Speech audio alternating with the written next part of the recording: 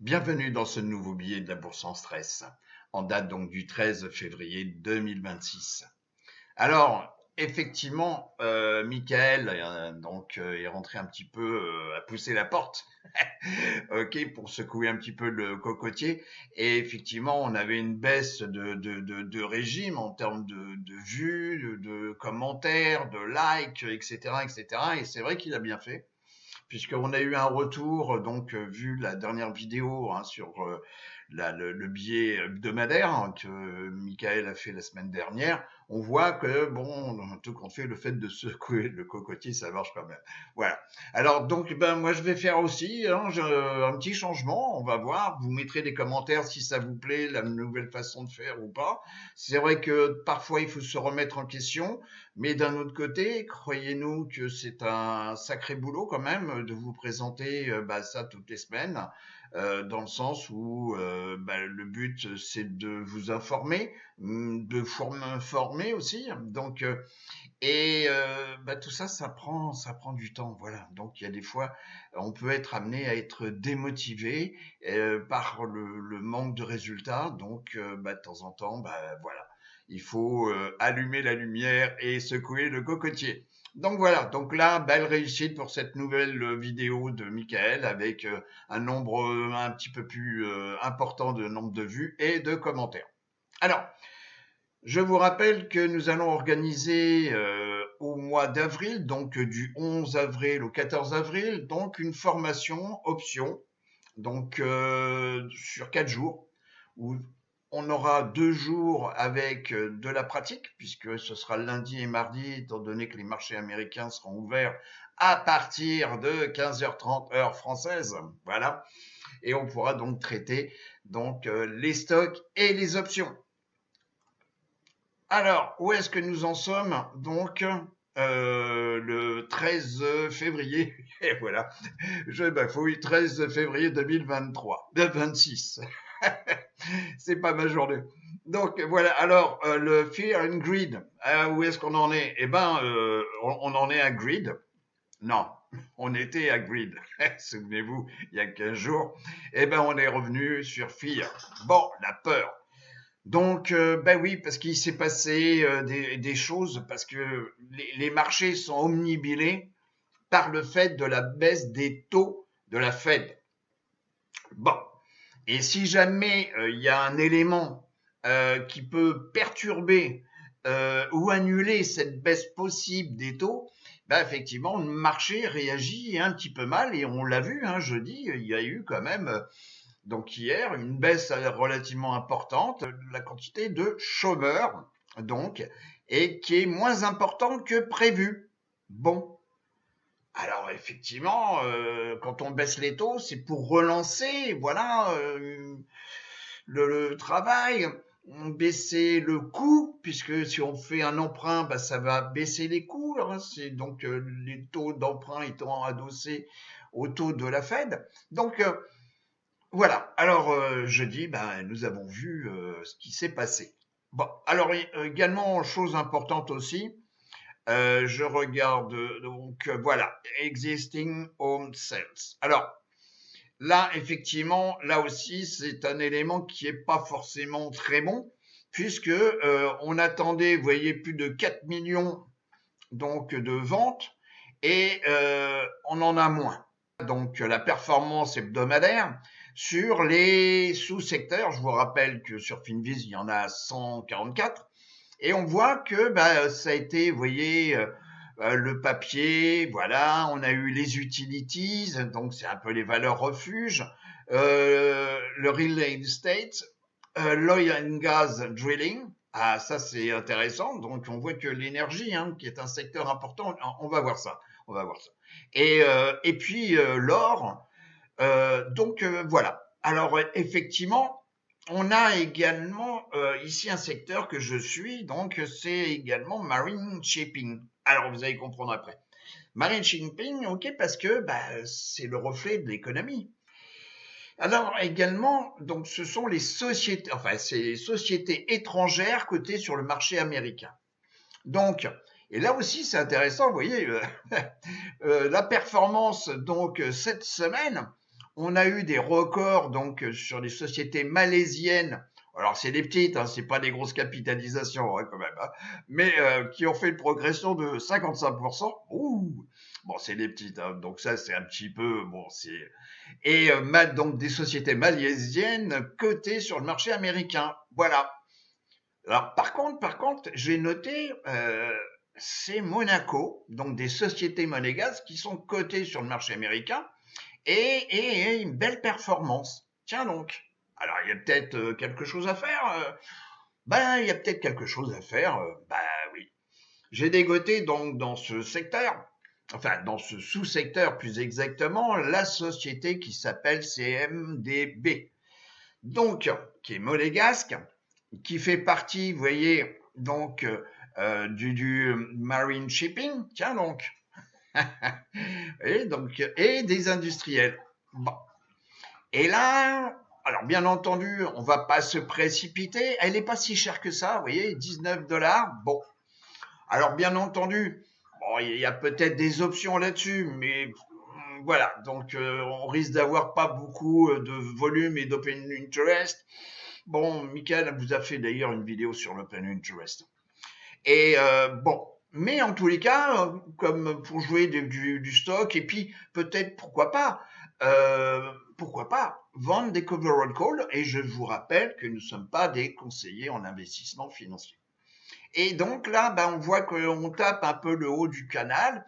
Bon, alors on va peut-être profiter peut-être d'un possible retracement. Alors cette semaine sur les indices américains, vous voyez, on a une petite progression donc sur le SP 500. Un petit peu plus, et c'est normal, hein, donc puisque là il y a que 400 sociétés pour pondérer l'indice. Donc là, on a une progression sur le SP 400, le Russell 2000, et qui a bien progressé donc cette semaine. Bon, alors je vous dirais que bon, bah, c'est quand même, c'est pas si tragique ce qui s'est passé, mais cependant, je vous dirais quand même, il faut être prudent. Alors, dans le SP500, donc, nous avons des secteurs. Et les secteurs, donc, cette semaine, vous voyez, on a eu donc les utilities qui ont bien progressé. Donc, hein, ce sont les utilities dans le compartiment des SP500. On a le real estate aussi. Bon, on a le materials. Alors, materials, y a une société que bah, vous pourriez regarder. Bon, c'est NEM, N-E-M, ok.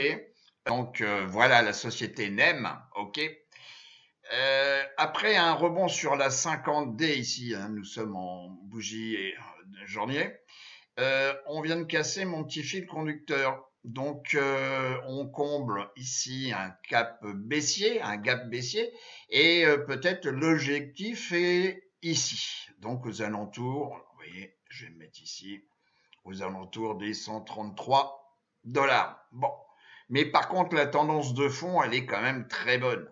On a l'énergie, bon bah, déjà j'en avais parlé, hein, je vous rappelle que si on regarde maintenant sur 6 mois, l'énergie fait partie du premier secteur. Et c'est pas cette semaine où les choses ont changé. Bon.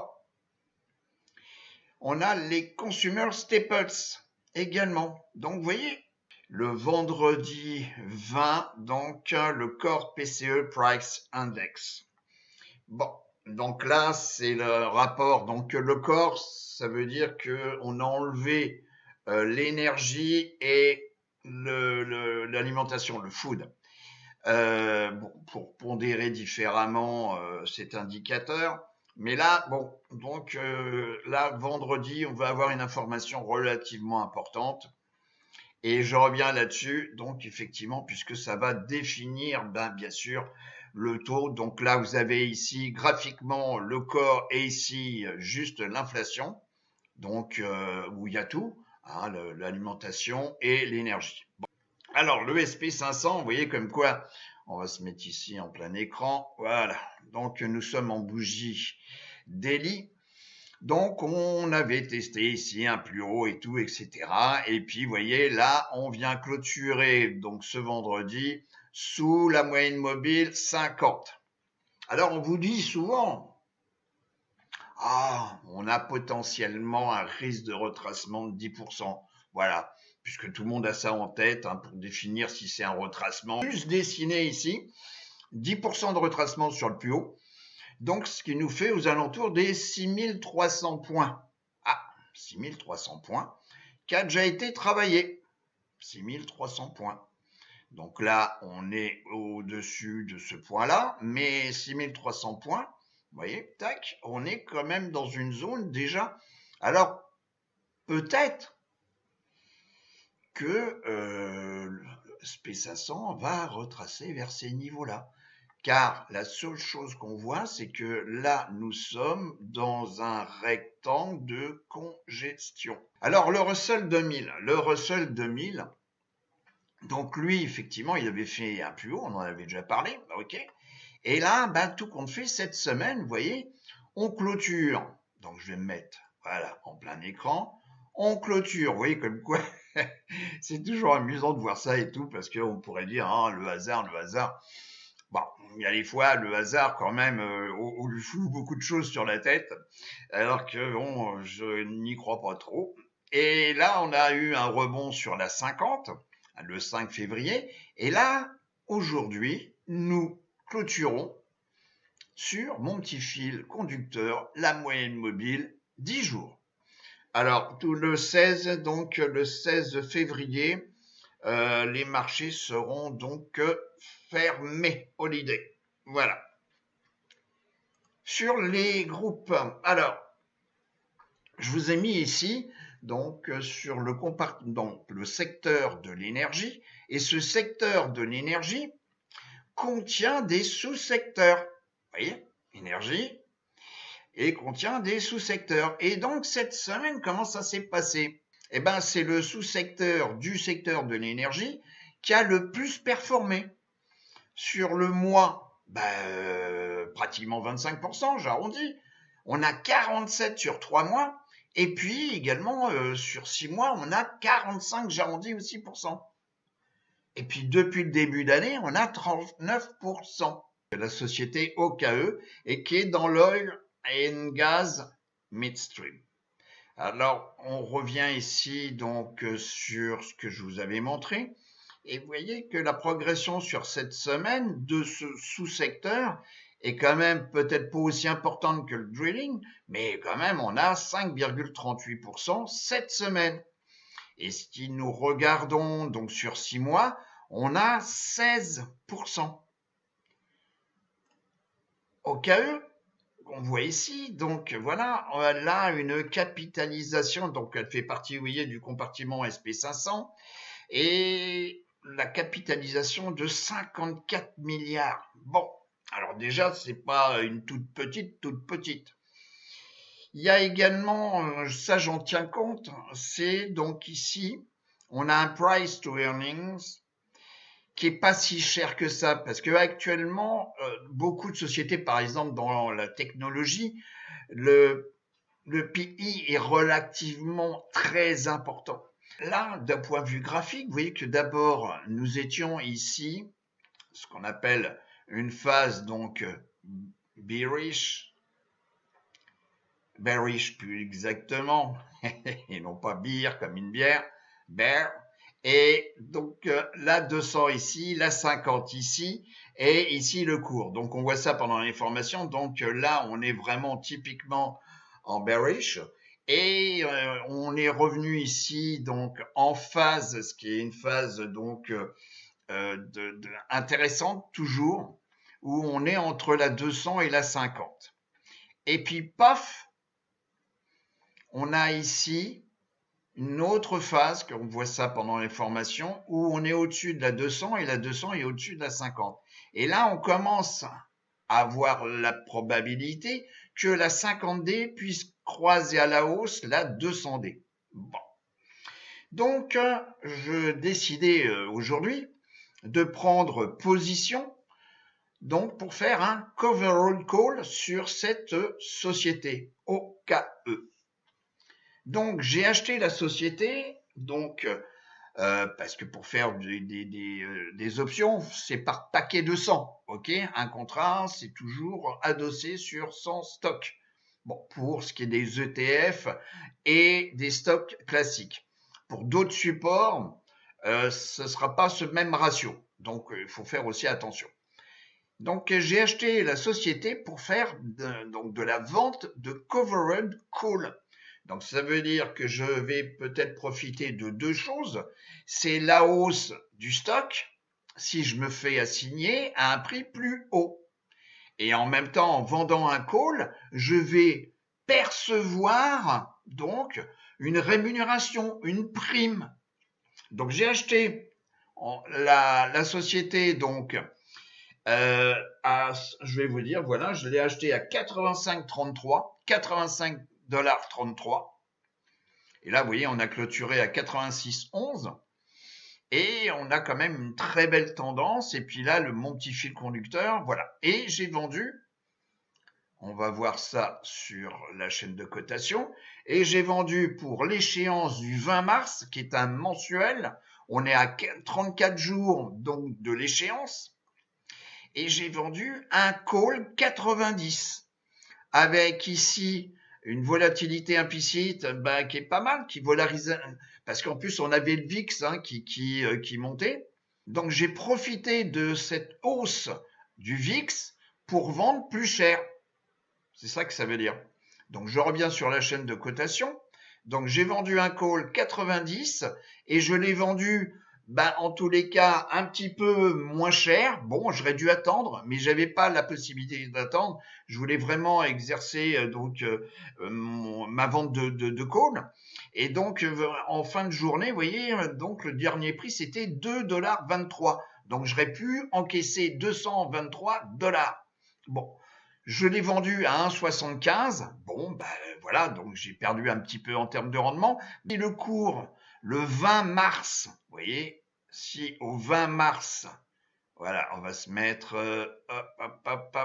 oui, si au 20 mars, le cours est au-dessus de 90 $, je vais me faire assigner. C'est-à-dire que je vais devoir restituer les 100 stocks achetés à 85,33. Donc ça veut dire que je vais revendre à 90 $, ok, ce que j'ai acheté à 85,33. Donc j'arrondis, ça fait 4,70 $ de gain, plus la prime que j'ai encaissée, qui était de 1,75. Bon, en fin de journée, c'était 2,23 le dernier prix. Bon, vous voyez ici le spread, 2,15, 2,40. Bon. Mais si jamais le cours, vous voyez, il remonte, il va tester un niveau, on peut dire aussi comme quoi il va rabaisser, bon, et puis revenir tester peut-être la moyenne mobile, ici, donc aux alentours des 80, 82, ou même retracer un petit peu plus, si on fait Fibonacci entre là et là, bon, on peut avoir un retracement à 50% du prix, voilà, bon. Donc c'est pas certain que le cours soit au-dessus de 90 $, donc le 20 mars. On a également la saisonnalité, on en parle pendant les formations, et ça, en tous les cas, pour moi, c'est très très important. Donc c'est une saisonnalité ici donc de OKE, la société, et ça, ce sont des statistiques sur 20 ans. Et là, vous avez le pourcentage, donc possible d'augmentation du prix, par rapport au mois. Et donc à partir du 1er janvier. Donc vous voyez que de temps en temps, vous voyez là, ça monte au mois de février, puis ça stagne, ça peut retracer, puis mars, ça peut retracer un petit peu plus bas, bon, ok. Mais par contre, à partir du mois d'avril, ça part à toute berzingue. Bon, donc là, j'utilise les probabilités avec moi. Si je regarde maintenant au KE, par rapport au secteur de l'énergie, c'est pareil, c'est-à-dire que je pourrais prendre position uniquement, par exemple, sur XLE, donc qui est un ETF adossé sur l'énergie, et puis roule ma poule, voilà, et puis c'est bon. Non, là je m'aperçois que la société OKE a un rendement supérieur par rapport au secteur sur lequel elle est adossée.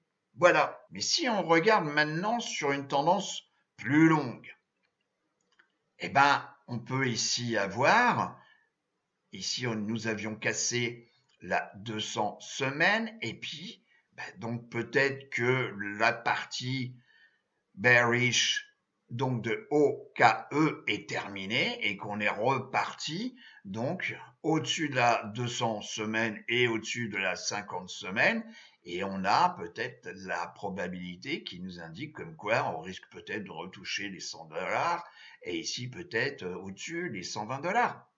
OK, et que cette tendance de baisse est terminée. Voilà. Donc à travers cet exemple, et je vous rappelle que nous ne sommes pas donc des conseillers en investissement financier, on est là simplement pour vous aider, vous éduquer, et puis même vous voir pendant nos formations en présentiel. Voilà. Alors également donc une société que j'ai vue également, donc c'est la société FANG. Alors cette société, comme pour OKE, je les ai postés sur le Discord. Voilà, je les ai postés sur le Discord. Donc voilà, pour ceux qui sont membres et qui ont accès au Discord, donc vous avez donc les positions à prendre, etc. Donc c'est une société également. Donc vous voyez, je vais vous montrer. Hein, je viens ici, tac, un peu de pédagogie sur l'utilisation. Donc FANG. Alors, faites attention avec FANG parce qu'il y en a un autre aussi, hein, qui est un ETF.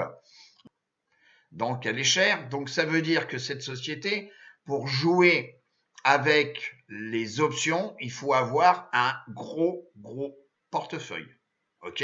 Donc là, si vous voulez, donc, puisque si j'en achète, vous voyez, 100 actions, ça me fait tout de suite quand même décaisser quand même pratiquement 17 000 $. OK? Bon, 17 000 $, c'est sûr que si j'ai un capital de 20 000, c'est même pas la peine d'essayer. Donc là, c'est pour ceux qui traitent des options, il faut avoir quand même les reins solides. Voilà. OK? Mais c'est faisable, hein, bien entendu, hein, c'est faisable. Donc là, la société, vous voyez, pourquoi elle me plaît? Donc déjà, Oil and Gas Exploration. Donc, on revient ici dans le groupe, voyez, et cette semaine, c'est le troisième. C'est le troisième, donc, sous-secteur qui superforme cette semaine. Je reviens ici, donc, vous voyez, même chose, pas très cher, ok? Donc, la capitalisation, vous voyez, on a quand même plus de 48 milliards de capitalisation. Bon, graphiquement, nous sommes en weekly. Vous voyez qu'on a eu cette phase de hausse. Et ici, on a commencé à retracer. On avait cassé, puisque l'énergie, bon, voilà, elle était moins à la fête. Donc, on avait cassé la 50, la 200. Donc, je viens ici maintenant en daily. Et vous voyez comme quoi, donc je fais un retracement. Donc on a eu ici un test de niveau support déjà testé, donc aux alentours des 140 $. Et puis, pof, là on est monté tout là-haut. Et peut-être que, peut-être que la semaine prochaine, nous allons casser, le cours va casser ce prix-là, ou bien il va retracer. Peut-être. Donc le retracement peut être source donc d'opportunités. Donc ça veut dire que soit je peux vendre des puts, et en plus le VIX est élevé, un peu élevé, ok. Bon, donc on peut vendre un put pour se faire assigner, ou bien on peut acheter, pour ceux qui ne pourront pas traiter les options, c'est acheter à moindre prix le cours donc de FANG. Voilà. Ok. Parce que effectivement, on peut aller sur ici, donc FANG. Donc voilà. Il y a certainement, vous voyez, il y a certainement des options. Voilà, side by side, donc ça c'est bon. Ok. Donc on peut revenir sur le graphique et puis dire voilà, on va retracer à 38,2%. Donc ça fait un prix aux alentours des 160. Bon, 160 si je vends un put, donc on va chercher une maturité, voilà, pour mars. Donc on est à 35 DTE, ou même mieux, hein, on peut. Donc là, vous voyez comme quoi là aussi, il faut faire attention sur. Donc là, on a des échéances en tous les cas, il n'y a pas avril. Donc on a mai, juin, et on n'a pas ni septembre ni août. Et on repart ensuite sur septembre. Donc là aussi, Michael vous a fait une vidéo là-dessus. Donc il n'y a pas forcément tous les mois. Donc on regarde par exemple le 15 mai. Le 15 mai, donc on va regarder, donc je vous ai dit, donc aux alentours des 160. On peut même chercher un petit peu plus loin, c'est-à-dire on peut faire un retracement plus conséquent pour le mois de mai. Donc vous voyez, regardez mon curseur en bas. Donc le mois de mai, on sera voilà, par là. Donc on peut retracer plus bas et vendre par exemple donc du 150. Voilà, 150 $. Donc 150 $. Donc là, à droite, ce sont les puts, à gauche, ce sont les calls. Là, c'est le strike. Donc 150, vous voyez, on peut avoir des primes relativement intéressantes. On a un peu d'open interest, donc on a plus d'open interest sur 145 que sur 150. OK. Donc là, en baissant à 145, bien sûr, la prime va être moindre, mais le risque va être réduit, puisqu'on a un écart de 5. Il faut que le cours retrace encore plus bas que le 150. Il faut qu'il aille à 145 pour me faire assigner. Et là, on a un peu de volatilité, on a de l'open interest, et donc là, ça peut être intéressant.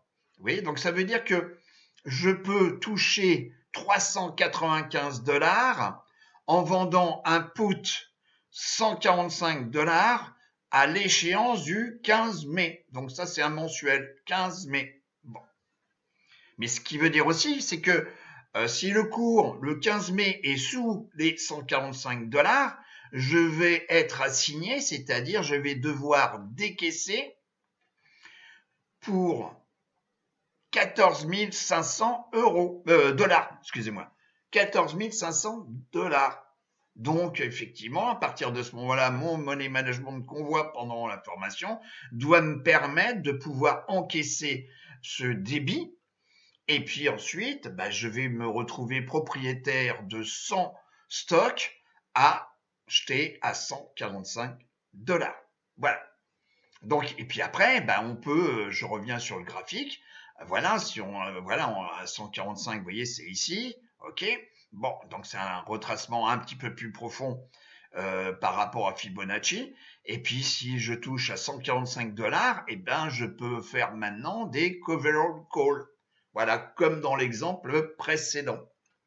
Donc, le dernier truc, nous allons voir. Donc, il y a, c'était au mois de juillet.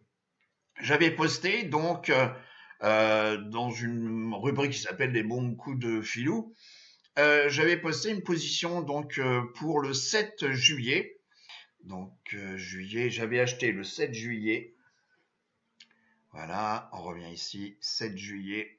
Voilà, la société donc GEV, et je l'avais acheté donc à 525,90 $. 525,90 $. Donc ça, c'est disponible dans le Discord. Hein. Donc j'avais acheté donc là, et aujourd'hui, je suis pas trop mécontent